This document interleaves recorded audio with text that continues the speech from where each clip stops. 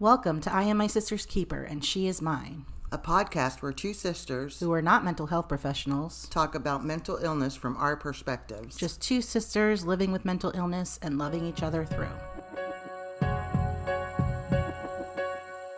Welcome. We're finally here to talk about borderline personality disorder. And while we generally like to fly by the seat of our pants, we did want to share some facts with you before we get into our discussion. So, according to NAMI, which is the National Alliance of Mental Health, it is estimated that 1.4% of the U.S. population lives with borderline personality disorder.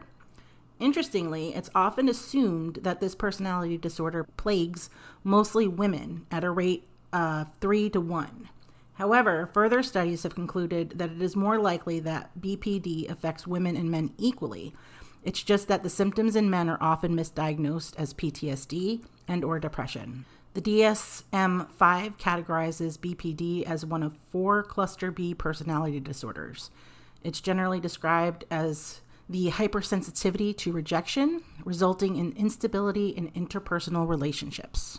The diagnostic criteria for borderline personality disorder, according to the DSM-5, is a pervasive pattern of instability of interpersonal relationships, of self-image, as well as marked impulsivity, beginning by early adulthood and present in a variety of contexts as indicated by 5 or more of the following. 1. Frantic efforts to avoid real or imagined abandonment. 2. A pattern of unstable and intense interpersonal relationships characterized by alternating between extremes of idealization and devaluation. 3. Identity disturbance, markedly and persistently unstable self-image or sense of self. 4. Impulsivity in at least 2 areas that are potentially self-damaging, for example, spending, substance abuse, reckless driving, sex, binge eating, etc. 5. Affective instability caused by a marked reactivity of mood, for example, intense episodic dysphoria, anxiety, or irritability, usually lasting a few hours and rarely more than a few days, suicidal or self-mutilating behavior. 6. Chronic feelings of emptiness. 7. Inappropriate, intense anger or difficulty controlling anger, for example, frequent displays of temper, constant anger, recurrent physical fights. 8. Transient paranoid ideation or severe dissociative symptoms. It's important to note here that you should never self-diagnose. There's no single test to diagnose BPD, and many factors aside from the above list are considered. The only way to properly be diagnosed is with a licensed mental health professional. The complications of borderline personality disorder include engaging in risky behavior, drug abuse, not completing your education, job loss, getting in trouble with the law, problems with relationships, suicide attempts. According to an article by Chapman, Jamil, and Fleischer, which we'll include a link to in the show notes, BPD is another disorder that has a high comorbidity rates. For example, there's an 80 to 96% chance of mood disorders, 88% chance of anxiety disorder, 64% substance abuse disorders, 53% eating disorders, 10 to 30% ADHD, 15% bipolar disorder, 10% somatoform disorders, high health anxiety. Physical comorbidities include hypertension, hepatic disease, cardiovascular disease, gastrointestinal disease, arthritis, and newer studies are also showing that women with BPD have higher rates of polycystic ovarian syndrome. Go figure. There is no medication to treat borderline personality disorder. Treatment relies on psychotherapy. So, with all that said, let's talk about our experiences with borderline personality disorder. Now, Rand, you were diagnosed for the first time after your first suicide attempt. Is that right? Yes, it was around the time of my first suicide attempt that I was diagnosed with BPD. And it really made sense because the way that I reacted towards really anything was with a lot of anger. I would go overboard after breakups. Right.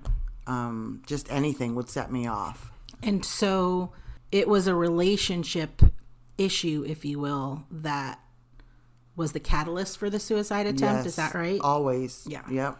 That goes to the irrationality that comes with borderline personality disorder, which for me is the absolute worst thing because I'm a very rational person and I'm, to just kind of lose control over your brain. Yeah. So do you want to talk about like what you were feeling, what led up to your first suicide attempt? Because I don't remember. Well, you were young. I was like 16, I think. Yeah, because I was 25. Yeah, and we weren't as close as we are now. Right. And so I didn't really know what was going on in your life at that time. Well, you were still kind of a child. Not Yeah. a child, but, Yeah. Well, my boyfriend and I at the time were living together. We got in a fight. It was a stupid fight because he wanted to go out with his friends and I wanted him to stay home with me and spend time with me. It was the stupidest thing. So as soon as he left, I started drinking screwdrivers. Then I got depressed, really sad, wondering what he was doing, who he was doing it with. And then I decided to take some Ativans with that, a whole bottle of Ativan. I don't remember how many were in there. Now, do you know or do you remember was your intent to end your life, or was it more of not making a point, but what like? Yeah, it was more of I'll show him. Right. Okay. And that's how, that was just my first one though. Right. The second and third time I tried to kill myself, I wanted my life over. Right. I was done. Well, and so the second time was also relationship related. Yes. The third time was mommy related. I can totally relate to all of that because I was diagnosed when I was 18 or 19. Right. And I don't even know how at that point because I wasn't even in a relationship. I hadn't been in a relationship yet. I think it was just because if you look at that list, I think I have all of the... Yeah. Yeah. I think I checked off all the boxes. Same. But my first serious relationship, I was 19. Mm-hmm. And it was that same, like, he would go out and I would, what is he doing? Mm-hmm. And all of it's this, for me, it's a weird situation because of all the things I was worried about him doing, he actually was doing. Oh. So I really wasn't totally being irrational. Right. And I was, because a rational person would be like, okay, this relationship is not healthy for me. Right. Whereas if he wasn't home when I got home, I would check the closet to see if all of his clothes were there because I thought he was not going to come back. That fear of abandonment. So that's what it was more than anything else was I wasn't enough for him. Mm-hmm. Right. So self-worth issues, obviously I had. He's going to leave and not come back. And again, if we look back, 25 years later, would that have been such a terrible thing if he would have left? We didn't have a healthy relationship to begin with. Right. And I say that with love because we were kids. Yeah. And we did some stupid shit and we hurt each other. Yeah. But I did, same, like I'm going to show you. Yep. I'm going to cause myself pain so you can prove to me that you How care much about you love me. Yep. It's crazy because I would say all of the things that I could say to make him hit me. Mm-hmm. And he never would. Yep. Like he wasn't an abusive, physically abusive saying. person, but it was like, I need to know that you feel something. Right. And part of the challenge with that is also he is not one to show any feelings anyway. Right. But like I look back on that relationship and how painful it was. Yeah. That's the thing with, I think with borderline personality is that it's so much pain. Because it's extreme pain. It is. Because you go to the depths of your soul and just feel pain. It is. And there's no other way to explain it. I can't think of a way to explain it other than just it hurts. No, I totally agree with you because I think the balanced brain, if you will, like certain things, how they would respond to certain situations, like your boyfriend or girlfriend or significant other saying, well, no, I'm going to go hang out with friends tonight. Yeah. And for us, that's like, well, you don't love me. Right. You don't want to hang out with me. You don't care about me. You're going to leave and not come back. You don't and value it's not just me. And it's not just the thought of that.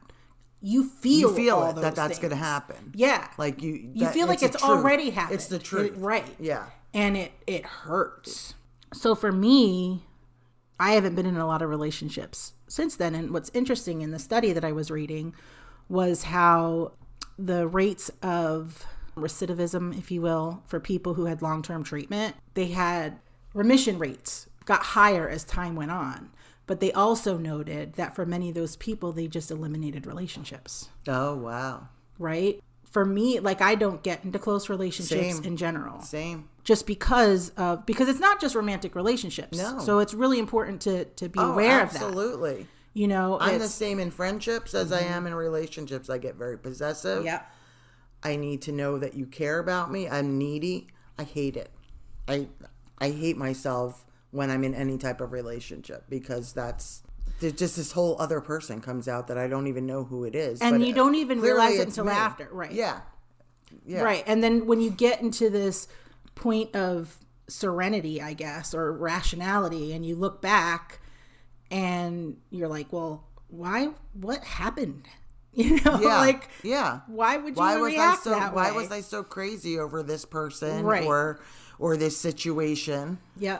And I remember, like, there are even times with friends, you know, that it's like, you know, they'd rather hang out with this person than that person. Yes. And I actually posted a meme about this not too long ago, about how people with borderline personality have a favorite person. Mm-hmm. And, you know, that they have that favorite person. And then there's kind of these expectations around that person being there, being available, and all of the stuff. Yeah. And so it's one thing to have that.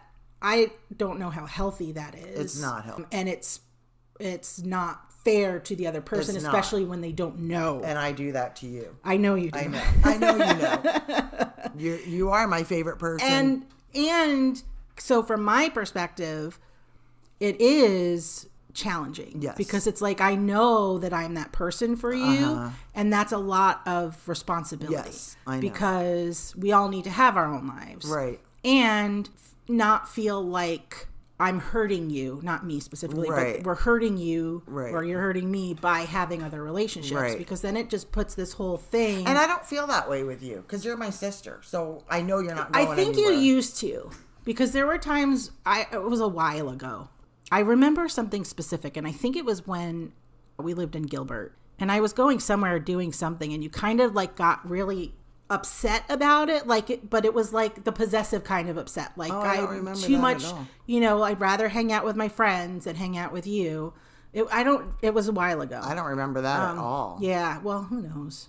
It could be the way I perceived it. I don't know. Maybe it was. Well, because we do also perceive things the way we perceive things. Right.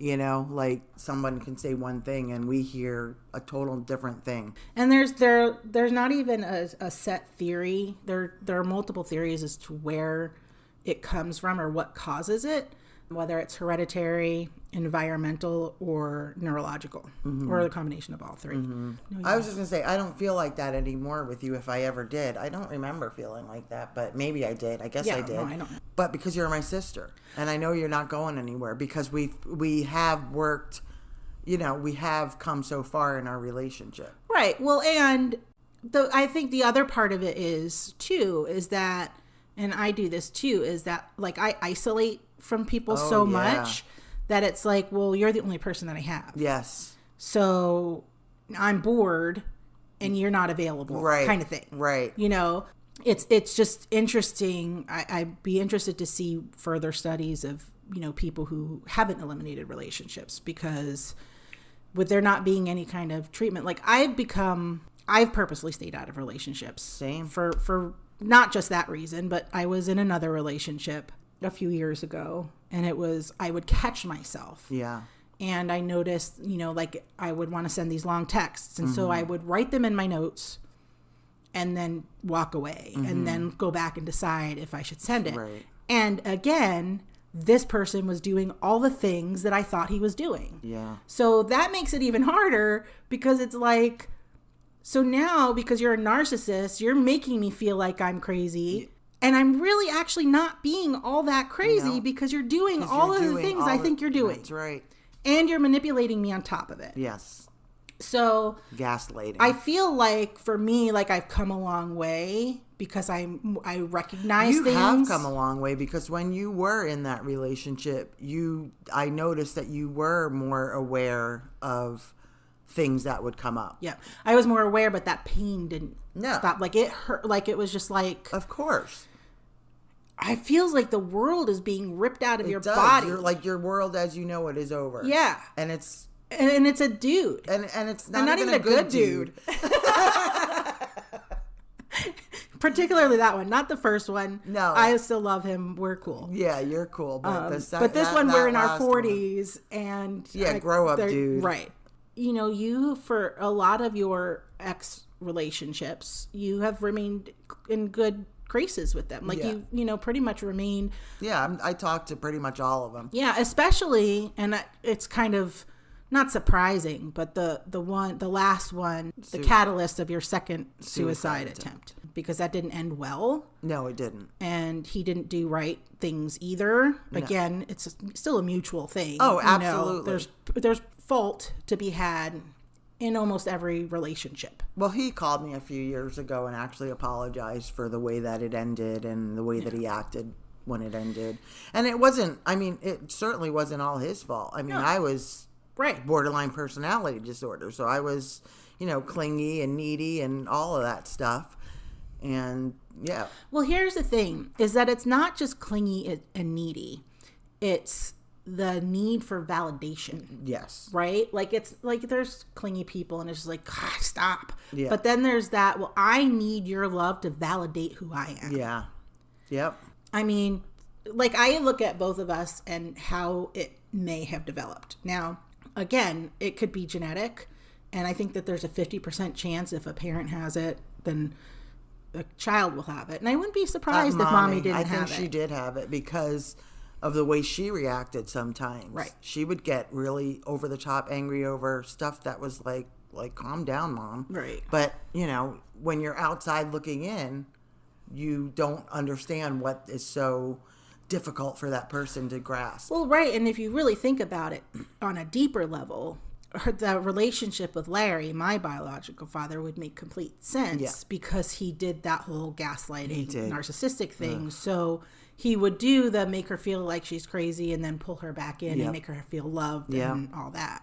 But then I also look at our environment. So for you, a big thing is fear of abandonment, right? For borderline personality disorder. Yes. So for you, your biological father left. Yeah. I have abandonment issues that go way back. Right.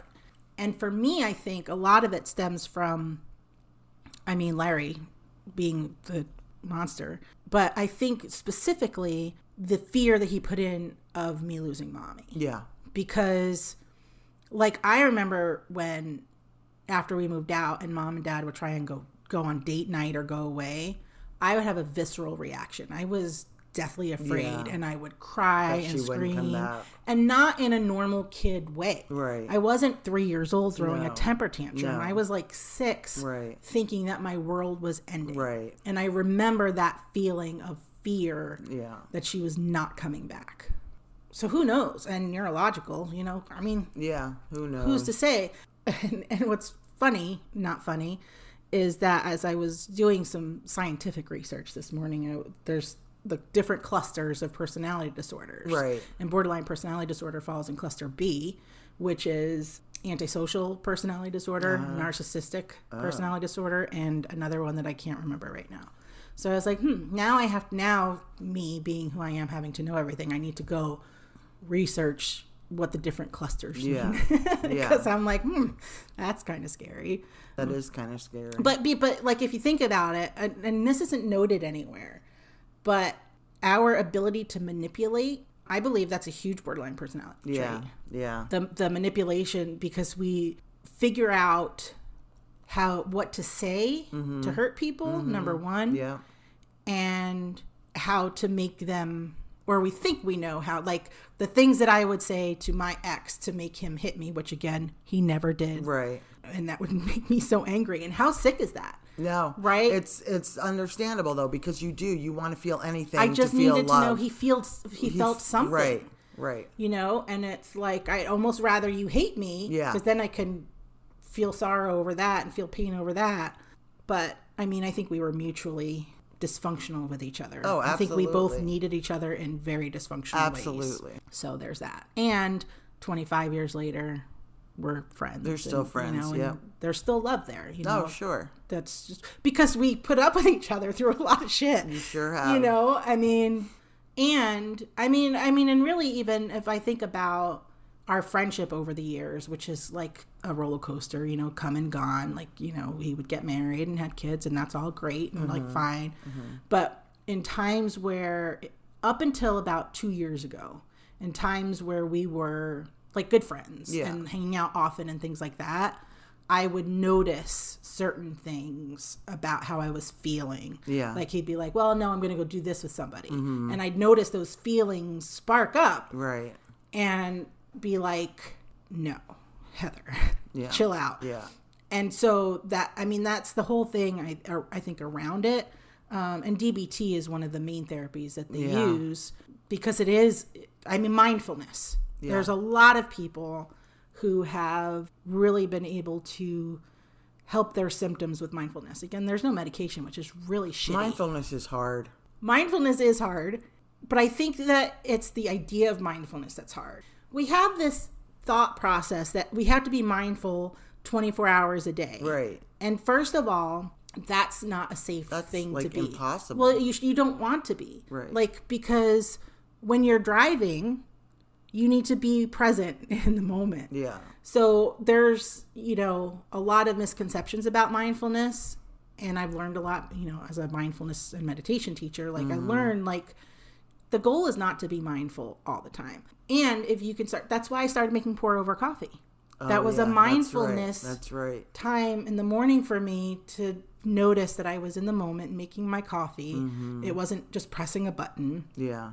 So to really get into it and become successful at it is knowing that it's not meant to be 24/7 and doing little things. Yeah. You know, whether you're washing the dishes, just notice that you're washing the dishes. Notice how the water feels. Instead of like your mind wandering. Exactly. That's the whole goal when you're brushing your teeth. That's I'm so just hard brushing for my me. teeth. And for me, the most beneficial mindful practice I have is just stopping to notice my breath. Oh. That is, I think, breathing is the most important mindfulness practice. Yeah. Because if you, number one, you're noticing that you're actually breathing. For many of us who hold our breath all the time. Right. And it just brings you into a totally different space. And for me, like in my anxiety, it's been life-changing. Yeah, you have to. Yeah. Do you think you'll ever be in a relationship again? Honestly, I don't know. I would like to be. I'm scared of going back to being a lunatic. I don't like being a lunatic. I don't like being. It doesn't feel good. I don't like not being in control of my emotions. And when I'm not in a relationship, I don't have to worry about that. Right. Well, what about friendships? Friendships, I think I could do again because I don't feel. I feel in a different place about friendships. Well, I feel like you're in a different place anyway. Yeah. And I really feel like the biggest thing is the awareness. Yeah. You know, and I really also think that I never considered this before, but, you know, I follow all these groups and things like that where, you know, women or men, for my experience, what I've been seeing is from women in relationships with men is being upfront, right? And if you tell the person upfront about borderline personality disorder and what that looks like, and they educate themselves. And when you're having a moment and they can say, and bring you back and say, I love you very much. Right. And kind of reassure you. Now, we also have the preconceived notion that no man's ever going to do that. And I don't think that's true. I was just going to say, I've yet to find a man that's going to do that. But have you ever had that conversation? Yes. Oh, okay. Well, we've both been in the relationships with wrong men. Yeah. So, well, I've had that conversation with two guys, and they were both alcoholics. So, well, you know, they both had their own stuff to deal with. Yeah, I mean, but I think that for someone who is in a relationship with someone with borderline personality disorder, whether it be a romantic relationship or not, I really think it's important that we educate ourselves to understand, because there's a lot of misconceptions about borderline personality disorder, and that we're just moody. Yeah. And it has nothing to do with that. Or that we have another personality or something. Right. And sometimes we just need some reassurance. That's sometimes we just need to know I'm not going anywhere, Right. and I love you. I love you. And that could be enough to bring someone in an irrational state back down to earth, and we can all go on with our lives. Yes. And I don't really think that's too much to ask for. Well, my problem too is that I've always gone for the bad boys. Yeah. You know, I've always gone for the guys who have issues too, you know, and dealing with their issues by cheating and stuff like that. And that can kill a person with borderline personality Oh, disorder. God, it hurts. It hurts so bad. You know what's funny is that you and I both have tended to be drawn to alcoholics. So now I haven't been in a lot of relationships, so Well, because you're drawn to what you know. And but we don't have alcoholics but in mommy our was family. an addict. I don't know that that's what it is. Well, we're also drawn to dysfunctional relationships. Well, totally. But why is it alcoholics? Like you specifically alcoholics. Yeah. I've dated a lot of alcoholics. Yeah, I've never been with anyone who had a drug problem I've dated people with drug problems or too. anything like that. It's always been, Alcohol. and again, limited number of people, right? Yeah. I've had 3 serious relationships Right. in my life. And are they serious? I've had one. I still Serious. consider myself having one serious relationship serious, in my life. yeah. My first love. Yeah. That's it. Yeah. But there's been alcohol issues there. And for me, it's funny because I don't drink. Yeah. So, and I've never been a drinker. Right. You haven't. So I just wonder, like, Well, for me, yeah.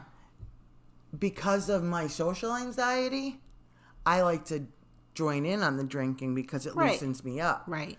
So maybe I like to be with someone who drinks. I don't know. Let me ask you a question. Sure. The people that you have dated that have had alcohol issues, were they more lovey when they were drunk? Well, yeah. Yeah, I didn't date any belligerent drunks. Right. See, mine too. Mine got extra lovey. Yeah. So I wonder if that's like something subconscious, unconscious, something or other, that it was like, sober, they didn't show any emotion. Well, no, because I got emotion too. I got love and stuff like that when they weren't drunk. So I don't know. Well, not to say you didn't. Oh. But as the borderline person who needs the extra, Yeah. I don't know, theories. It could just be coincidence. Yeah. Who knows? We've got a guest here in the studio today, a cat, Bodie. He's breathing heavy. He was just playing with Oscar. Oh. We record in a wild house here at my kitchen table with 3 cats, a dog, and a tortoise, but he lives outside. So, And he's in hibernation. and you know what? They show you love all the time. All the time. And there's no irrational question. thoughts involved. No Well, really? Because when karma doesn't come over. All right. Yes, when Oh karma my God, doesn't karma's your favorite person. And you do get very upset when he doesn't come over. That's true. He is my favorite thing in the whole entire world. Yeah, well, and I really think it's important that people don't discount the healing properties of pets. Nope. Definitely not, because Karma has been my healing cat since you got him. Yeah. Even though I was depressed, if I had him, the few moments that he would stay on my shoulder and purr in my ear, that really just warms my soul, makes me happy. Well, there's some scientific evidence that a cat's purr can help with depression. Oh. But I mean, he is a healer cat. He is. Because first of all, I'm the one who saved his ass at 4 weeks old, and he wants nothing to do with me. It's like he knows. He knows. Who needs. He does. So I had a client come the other day for a crystal healing session, and he is sitting outside the door meowing. He never does that. And it was that meow that he does that is like, I need help or something. And so I was so embarrassed, and she's a friend of mine. So it was like, okay, but I was like, this is not acceptable. Yeah. So I open the door and I try and pull him out to the kitchen, and I text you to come get him. Yeah. And I go back in, and he's back at the door meowing. And I'm like, what the hell? Because it wasn't just a normal meow. Right. So she's like, just let him in. I love cats. Just let him in. And I'm like, this is so embarrassing. Well, he comes in. She's laying on the massage table, fully clothed, of course, because crystal healing is fully clothed. Yeah. but comfy under a blanket, all the good things with crystals on her. And he comes in, gets up on the chair, smells her head, and then he jumps up and lays in between her legs with his paws reaching up to her heart chakra. So he was, for any of you who follow energy healing, he was from her root chakra all the way up to her heart chakra. And he was laying there and he was not going anywhere. Like he had a purpose there.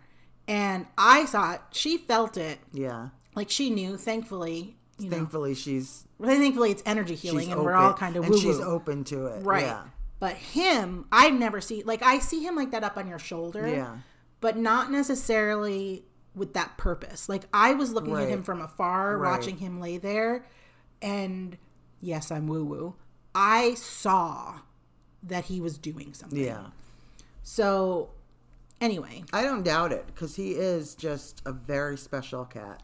I know we're talking about cats now, but cats are very spiritual. He is. Well, and they all are, and they all have their own. They all are. Just something about karma, right? And the whole way that I got karma was divine, right? Like it was almost like I needed to bring him home for you, because it didn't matter that he was sleeping in my bed and shitting in my bed.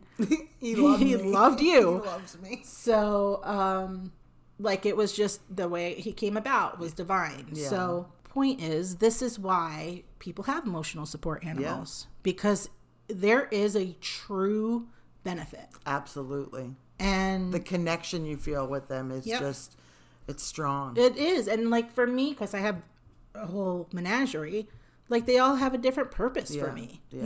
Like I get something different from each of them. Even Karma, who hates me. I don't think he doesn't hate me, but he's very mean to me. He's abusive. He is mean to you. He is the epitome of my past relationships. Let me bite the fuck out of you, and then I'll come and purr a little bit, but then I'm out of here. And don't try and pet me unless it's my nose. Like it's totally just a reflection of my past relationships. So of course, as per usual, we digress. Yes. It's so funny that I think it's going to take us 3 hours to talk about a topic like borderline personality disorder. And in reality, it's just not that long. No. I mean, because we don't want to go into all of the details. And especially, like with our abuse episodes and these episodes, we know people. Right. And we're not trying to share all the details of someone else's lives. No. Because, we have mutual friends with people. Like, that's just not the right thing to do. You get the gist. We are irrational. Yeah. In relationships. And that's not the only thing with borderline personality disorder. No. You've heard the little tick boxes that you have to check. Yeah, the impulsivity is another one. Oh, yeah. Spending like crazy. I think that's why I was diagnosed. Yeah, because I had like all of the impulsive things except for gambling and drinking. Yeah. Because I never drank. I did drink and I did drugs. And Mommy was an impulsive shopper. Yeah. I'm telling you, she was definitely borderline. I mean, we're not doctors, but she had a lot of the... No, she totally did. So I think if you get anything out of this episode, I think it is to be aware of the people in your lives who have borderline personality disorder and be aware that there may be some things that you can say or do to make them feel better and or bring them down from the cloud of irrationality, because essentially when we're not being irrational, we're on a different planet. Right. And we can't find our way back. It's true. So, and it's a scary place to be too, because like you don't want these people to leave you, right? But you're acting so irrational and doing everything you can to push them away. Yeah, exactly. And that's the whole, it makes no sense. It doesn't. Well, there's irrational. That book. What's that book called? I hate you, don't leave me. Yeah. I love you, don't leave me. I hate you, don't leave, or something. It's so true. Yeah. And it's like if I tried to see me from the perspective of my partner, I'd be like, you are fucking crazy. Yeah, you're a nut job. Why do I love you? Right. I don't know. Right. But because in reality, those kinds of episodes are not common. Right. Like they're not happening all the time. Yeah. But they're severe. They can be severe. They are. Yeah. And I think that, psychotherapy is the only way, they say, I wish there was a medication for it. Well, I've also read mindfulness. I read a book called years and years and years ago called Borderline and the Buddha, I think. Oh, I think I borrowed that from you. And it was this woman's journey to remission, if you will, or feeling better via, Buddhism, which is mindfulness and knowing that everything is temporary, good or bad or otherwise. I think because I've never been treated for it. Yeah. So I really do think just having an awareness, if you can, right? Because comorbidity rates are so high, you may not even be able to have that awareness that I'm being irrational. Mm-hmm. Well, it's funny because I always know I'm being irrational when it's happening, but it's like I'm out of my body looking at myself doing it, and I can't do anything to stop it. That's just the way it is. Well, and I think that probably also, that's probably just normal. A normal part of it. Mm-hmm. And I think with your bipolar disorder, that just makes it a million times worse. Yeah.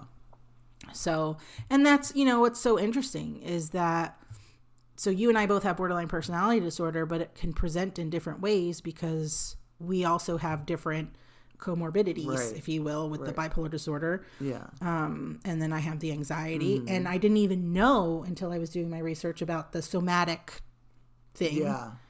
Which I totally have, but it didn't develop until 2 years ago. Right. So that's another thing to note, right? That things change over time. Yep. And circumstances and our brain chemistries can change everything. Right. And your environment, like just everything. Yeah.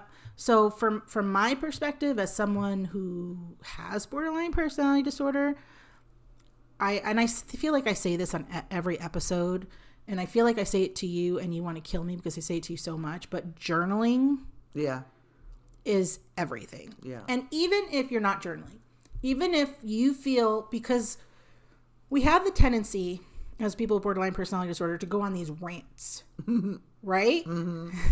So, it's especially when the person that we need to rant to about is not with us. Right. So it often ends up in 20 texts. Yeah. Instead of doing that, type all that into your notes and walk away. Mm-hmm. Get it out. Yeah. Get the feelings out. Yeah. Just try and pause. There's power in the pause. Right.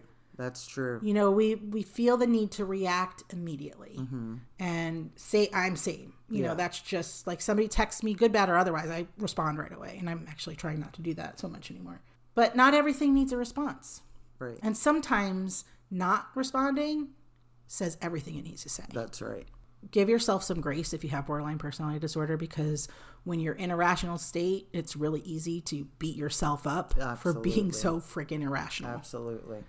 Well, because you don't know where it comes from, I mean, you do, but you don't. But you don't. Right. It's just like all of a sudden you're just like this totally other person that's this irrational lunatic. Right.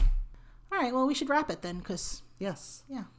All right. Well, we'll talk to y'all again in a couple of weeks. And remember to be kind to others and to yourself. Love our podcast? Don't forget to follow us on social media. You can find us at My Sister's Keeper Mental Health on Instagram and on Facebook. Also, please remember that we are not licensed mental health professionals, and if you are in crisis, please dial or text 988.